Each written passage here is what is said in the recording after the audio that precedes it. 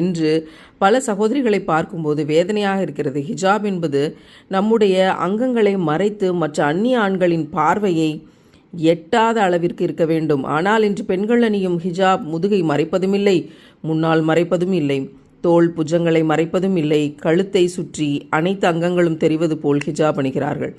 அல்லாஹ் தன் திருமறையில் கூறுகிறான், இன்னும் முக்மினான பெண்களுக்கும் நேர் கூறுவீராக, அவர்கள் தங்கள் பார்வைகளை தாழ்த்தி கொள்ள வேண்டும், தங்கள் வெட்கத்தலங்களை பேணி பாதுகாத்து கொள்ள வேண்டும், தங்கள் அலங்காரத்தை அதனின்று சாதாரணமாக வெளியக்கூடியதை தவிர வேறு எதையும் வெளிக்காட்டலாகாது. இன்னும் தங்கள் முந்தானைகளால் அவர்கள் தங்கள் மார்புகளை மறைத்து கொள்ள வேண்டும். மேலும் முக்மீன்களே, இதில் உங்களிடம் ஏதேனும் தவறு நேரிட்டு பின் நீங்கள் தௌபா செஞ்சு பிழை பொறுக்க தேடி நீங்கள் வெற்றி பெறும் பொருட்டு நீங்கள் அனைவரும் அல்லாஹ்வின் பக்கம் திரும்புங்கள்.